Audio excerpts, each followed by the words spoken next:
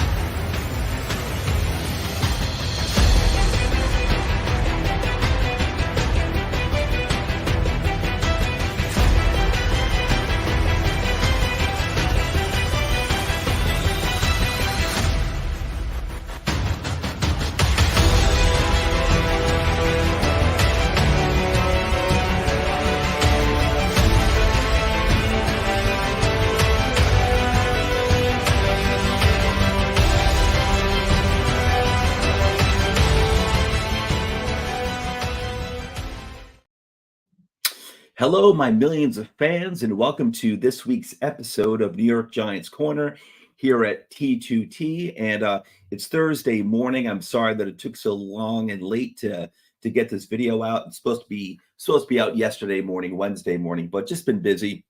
But and I don't even have much time to make this video because I have to start working in about 15 minutes. But wanted to get my thoughts out there, kind of like a Giants video diary, Giants fan video diary about what we've seen so far the first 4 weeks. We just got, blown out again, unfortunately against Seattle, which is not Dallas or San Francisco. So, the wheels have definitely fallen off this bus or whatever vehicle you want to say.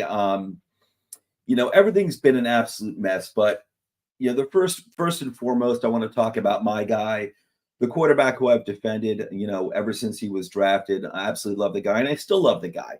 And I still, believe it or not, and I get you, those who, never liked him, have gotten off the train. And you know what? I totally get you, and you're not necessarily wrong.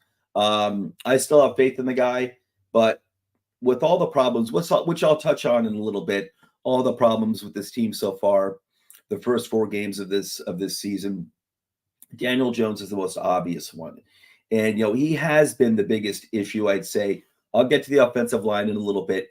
He has been the biggest issue because if you can fix him, if they can fix him, let's say sometime this season, get him right, because he does look broken right now. I hate to use that word, but it's absolutely true. His internal clock is off. Everything is off with him right now. Everything. Nothing is right with him. And I get it. The offensive line, you've got 11 sacks this past week. That's just absolutely ridiculous against Seattle. We're now talking Dallas. We're now talking San Francisco. You're talking about 11 sacks. I've had other fans point out, well, 3 of those were on Daniel, which is fair. Fair, I guess, whatever, holding on to the ball, not reading the pass rush correctly, not calling protection correctly. 3 of them are on him. Another one is, I guess, on Paris Campbell because he took the ball and was sacked behind the line of scrimmage. I don't know how that works with the Paris Campbell sack, but whatever.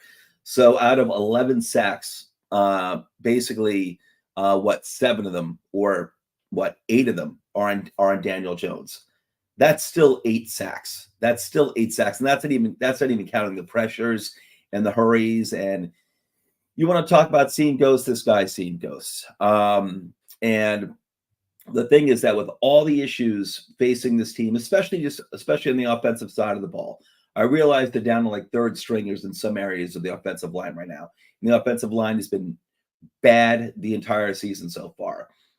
Daniel Jones is the franchise quarterback. He is being paid as such. He needs to step up, and be that guy. He needs to be the difference.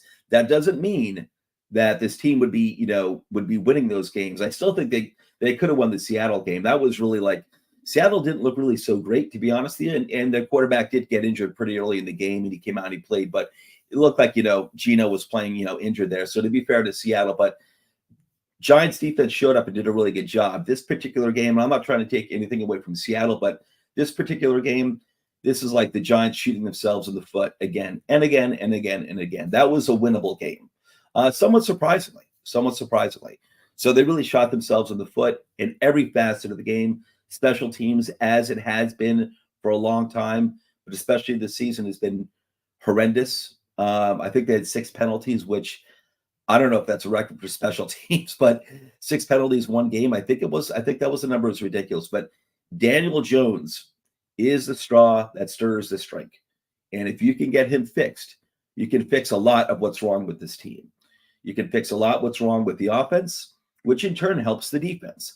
These units, especially when you're a young team, and they are the youngest team in football with no obvious veteran leadership. That is something that's been sorely lacking for a long time. They miss obvious veteran leadership, leaders that have won Super Bowls, that have been on winning teams, who know what it takes to win, and who knows what it takes to bring a locker room together in tough times. They are sorely lacking that veteran leadership. Not that they're without talent, because they're not. They're not without talent. I actually like the talent this team has accumulated over the past few years. I think a lot of good young talent. It's not making itself apparent right now, but a lot of good young talent. But they are sorely missing that quality veteran leadership in the locker room right now. But Daniel's got to be that guy, and he looks absolutely broken. You want to talk about seeing ghosts? He's seeing ghosts right now. He's not functioning. And, I've heard some fans say, well, we got to go back to a running game, You don't have any running backs that can do that, guys. It doesn't look like Brightwell, nothing against Breida, but, he's more like a third down option. The guy the running back they took in the 5th round this year so far, maybe they can give him a shot, but that's not the solution.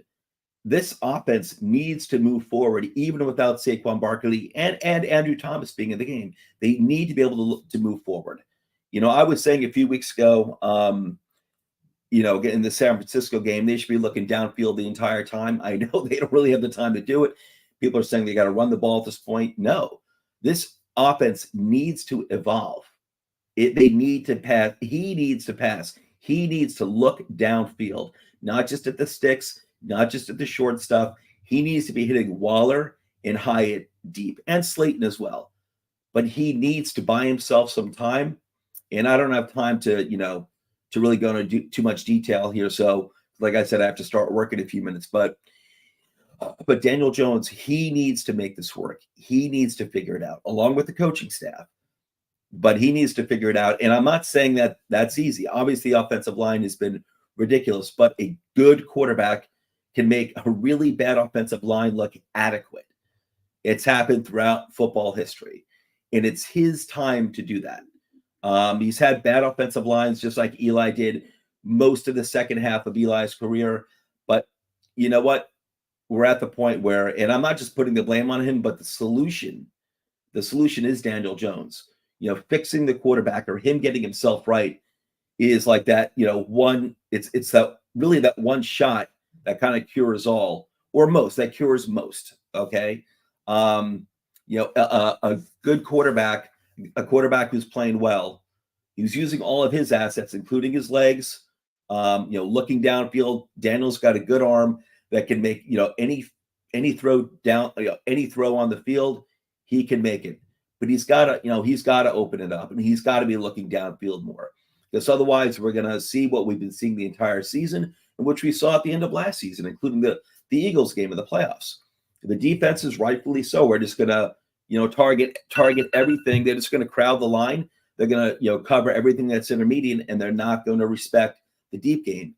And if you have no respect for the deep game, it makes it so much easier for the defense. So he needs to. The next game against the Dolphins, I'm not expecting him to win. It'll probably be another embarrassment, in terms of the result, the end result. But he needs to start looking downfield. And like I said, the one fix here that can make so much of this better is getting Daniel Jones fixed. And I would suggest, even maybe not just yet, but if this continues, that they sit Daniel Jones for like a game or two, just to let him relax, watch the game from the field, chill. Tyrod Taylor I'm not saying he's going to be Daniel Jones's personal replacement, but the guy is an NFL quarterback. He's had NFL success too. Just to give Daniel Jones a breather, they may need to give him a game or two off somewhere down the road, maybe by mid-season. I know it doesn't make much sense because he's getting, He's getting, top 10, 12, 15 quarterback money now. I get it. So if they don't do it, I get it. But it's just something as a fan that I'm open to because he does, he looks absolutely lost right now. The offensive line has been horrendous. They're even more injured than ever before, but that's been the same story as ever. So this team and the quarterback, especially the quarterback, they need to get past that. Other teams have been making it work with, offensive lines that you think would be questionable and crappy. The most obvious two are Arizona, who maybe they only have like a win, but they've been playing tough and they've been effective, or at least they've been an NFL offense since the beginning of the season. Houston with a rookie quarterback, who their offensive linemen. Maybe Laremy Tunsil. I think he's still there, and I'm not even sure if he's playing right now. He may be injured. I could be wrong about that, but you look at these younger quarterbacks, and a team like Arizona that should be quote unquote tanking, or that's what as fans that we're expecting, and here they are, getting offensive production. So listen, they got to make it work. That's just how it is. I do want to say I want to say something about the coaching before I go. Like I said, this has got to be a short video. Got to start work like in 3 minutes. The coaching has been horrendous. This team has looked unprepared, and it's not just the coaching. Quarterback has got to figure it out. I get it. But this team in every single facet of the game has looked horrible. You look at the special teams, which has been horrible. What is it? 6 sacks this past, 6 penalties this past game. Just completely unacceptable. The defense is finally coming around. They actually played well. I thought they played fine in the San Francisco game. Eventually got worn down, and the result was what it was. But the defense was actually played fine in the San Francisco game. In a game I expected us to get our butts kicked in anyway. The Seattle game, defense was not the problem. There was a busted play or two, maybe 3, like that, the Noah Fant almost touchdown, like 50-yard run, catch and run, bad tackling. Other than that, dude, I can't criticize the defense. Good to see Adoree Jackson back at the outside corner. I'm glad Cordell Flott was in the slot. I'm glad he's there. I want to see Adoree on the outside opposite of Banks. That's what I've been wanting to see. Flott had a pretty good game. Kayvon had a good game. Listen, you got to let the pass rusher do pass rushing, man. Kayvon can't be dropped.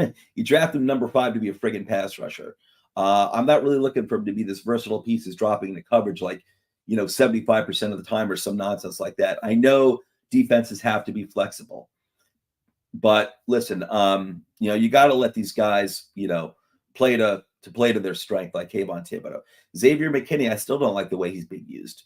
He was awesome his rookie year, his second year, when he was used as a robber, basically given the flexibility to sit back out there in the in the defense and read the quarterback and make plays. He hasn't been allowed to do that since his second year. He had 5 interceptions that year. Anyway, like I said, I gotta go. It is work time. I gotta pay the bills here. So, Daniel Jones, I love you. I got your back, but you got to stand up. You are the $40 to $50 million quarterback now. You got to make it work regardless of all the obstacles. You got to make it work. You're the obvious solution. Anyway, guys, I'm out here. I don't have time to do my awesome outro video, but I'll see you next week. Hopefully we get an upset win against Miami. Wouldn't that be awesome? Peace, everybody. Take care.